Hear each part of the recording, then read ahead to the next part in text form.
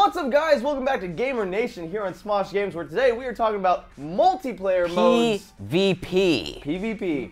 Or co-op, I guess. It sounds dirty when you say it. Wow. PvP. Really dirty. But yeah, you have co-op, you do have the player versus player. What's the best one? What makes a good multiplayer mode? And should every game have multiplayers?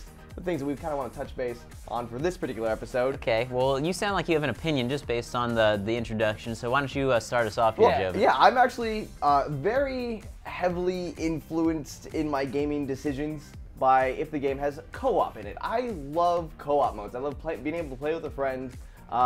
Like you and I, a long time ago, we did the Splinter Cell co-op. Yeah, which was a lot of fun. Which was a separate game in the game. So you spent $60, you got the one game, and they got this separate title with it, which is a lot of fun.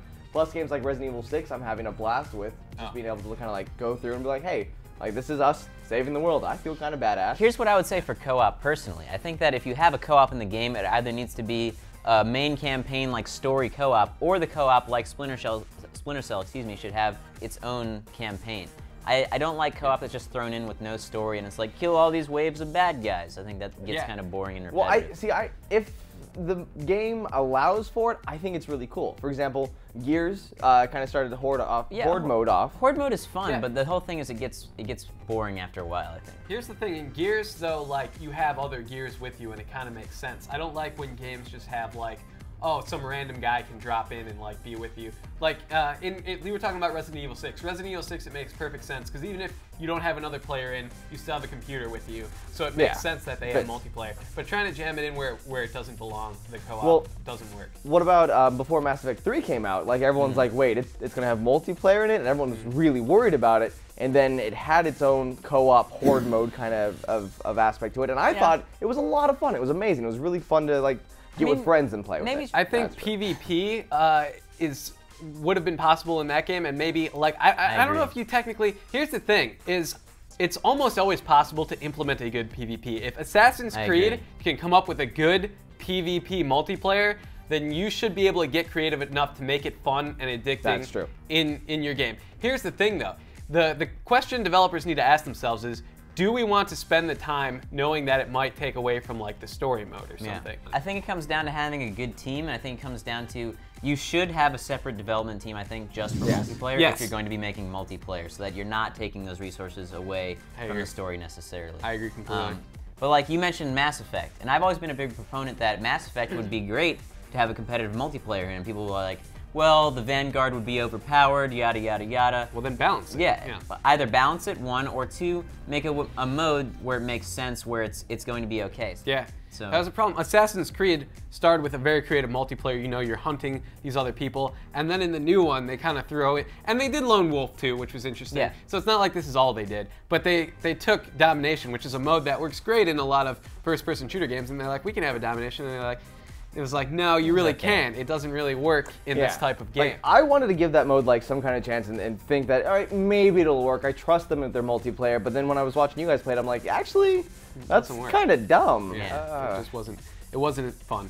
But yeah, I believe that in most games, there might be a few exceptions. It is possible to get creative and come up with a fun PvP multiplayer. I think that what a good multiplayer needs is there needs to be some kind of depth in that you can outskill someone. Yeah. So a lot of problem with like Call of Duty is that a lot of the guns, like they try to balance everything, and there's maybe one or two guns that aren't balanced, but generally, like, you know, there's no real depth to it. It's just you versus another person, and if you happen to catch them or whatever. Yeah. Balance matters a lot too. Trigger. You gotta balance, if it's a class-based game, you gotta balance the classes. If it's a game like Call of Duty with guns, you gotta balance the guns so that it makes sense. If there's some kind of unbalanced, there has to be a reason for it. So for instance, Counter-Strike, it makes sense in Counter-Strike that this gun is better than this one because you had to save up more money to buy it before you could use it. Well, that's balancing it. Right, that's like, okay, it has these advantages, but it also costs less, so it's balanced. Exactly. But then what about situations where you have people that might pick up a game at the start of, like, when it's first released,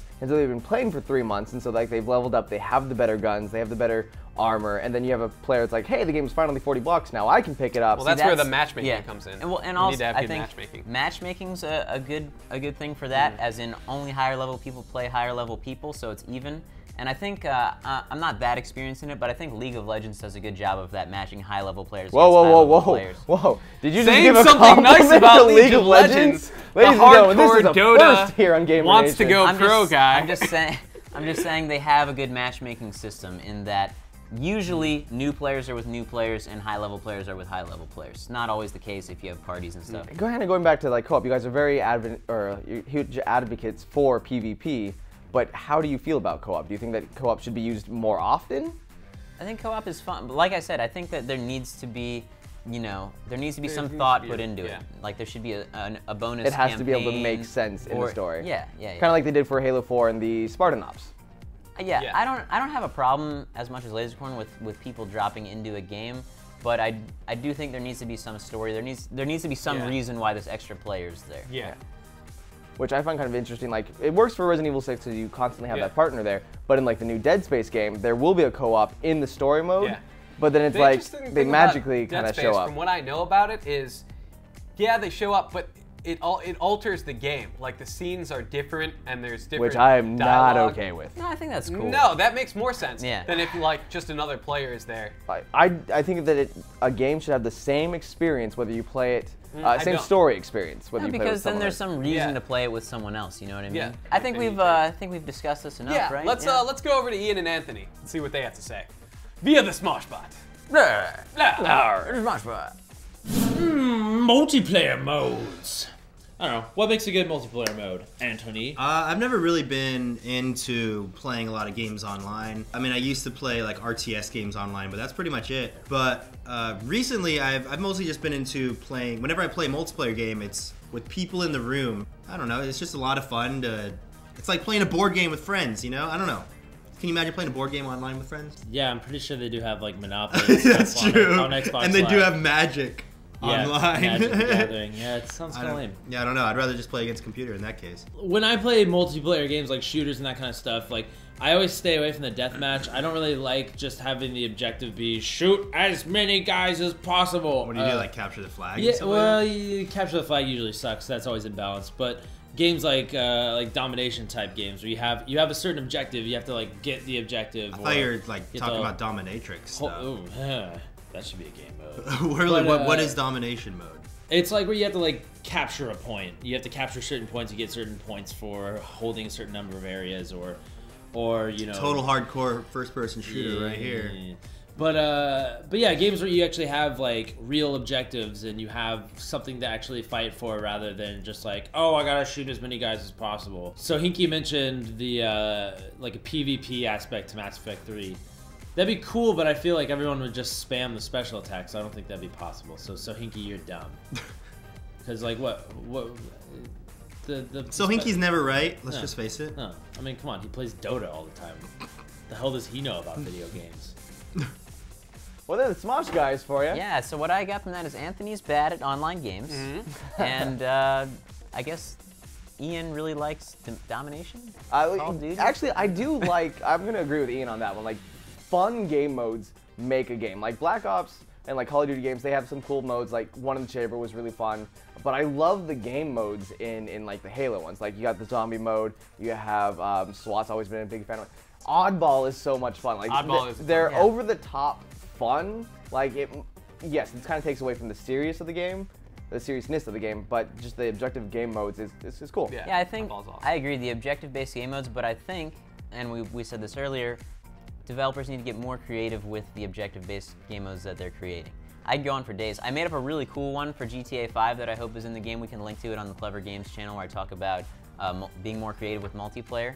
So we could annotate to that, but yeah, people need to be more creative. And I want dinosaur mode. That has something to do with. Well, it would be a multiplayer. Yeah, so it kind of does. Be multiplayer. But with Anthony, I do agree. Like, just sometimes it's kind of tough to play with people online because like you just want to have some fun and play against someone else. Like I love the Mortal Kombat games, love them. And like I try to go online, so I was doing great against the computer, no problem. I go online and I'm getting smoked every single time. I'm like, okay, well this game's you're not very good at Mortal Kombat. That's once again, matchmaking is very important in a multiplayer. If you're gonna have an online multiplayer experience, your matchmaking has to work. Sure. And like StarCraft, most people's win-loss ratio averages out to about 50%. Because if you're winning a lot, they'll move you up to harder players. If you're losing a lot, they'll bump you down. And it works so well that, you know, every game is tense. Every game you feel like you're up against someone who's your skill level. Yeah, Mortal Kombat's matchmaking was a bit off. But you've heard from all of us here at Smosh Games. Now it's time to go to you guys, our Gamer Nation. So from the Twitter feed, we went to Buckworth John, who said, interesting name. Introducing new game mechanics not normally seen in one player, or if it adds a crazy fun element, which we touched base on some cool game modes. Yeah, I think we agreed. Which was over the, which yeah, Halo 4 game modes are just over the top fun. Do you guys have any other game modes that you really like that were introduced only in multiplayer and not in a single player campaign? I only played it a little bit, but I actually did have a decent amount of fun with the Bulletstorm multiplayer. I think there would have been, like you were saying, there would have been a way to balance it and make PvP Bulletstorm. I don't know if it's taking out the leash or the kick. There would have been a way to do it. And I'm glad they didn't, because they spent such time on the single player that it turned out great, but it might have been possible. I think an easy way to do that multiplayer would have been to have like the leash or the slow-mo kick thing be like a kill spree kind of thing. Like you've gotten 3 people in a row, now you get 1 kick, do like slow-mo kick thing, Just hire these guys to make your multiplayer games. We'll make your games for you. I mean, we can at least produce them. I can't do the coding or anything, but I can come up with some great game modes. So moving on to superfan, Smosh Kid Chris says, he's actually talking about co-op here. I love Smosh Kid Chris. Yeah, he's a good guy. Chances are that ego will get in the way. One person will try to be better than the other rather than working together as a team. He's talking about co-op? He's talking about co-op games, which, yeah, I see a lot in like I disagree to a certain extent. So like, some games did it right. They encourage you to work together. The Splinter Cell multiplayer being one of them. You have to work together to take people down, or it's just going to turn into a mess where the alarms go off and all that stuff. Rayman Origins kind of goes the other direction, though, and encourages you to kind of screw over your opponent. Which, those are fun in their own right. It's fun in its because at own the way. end, then it's going to, like, add up who got more of what, and you can kind of, like, in your face. So you're trying to, like, steal things from people and get the most, we call them things, I don't know, looms or whatever, as you're going through the levels. And, like, stuff like the new Mario, where, like, you can kind of troll your friends. And they did that on the Game Time episode. That was a lot of fun, where you could help, but games not where really. they encourage trolling and it's funny, then I feel like that's trolling not is one thing, a bad thing. but when you have a game like, again, going back to the Mass Effect multiplayer, where you're trying to work together as a team.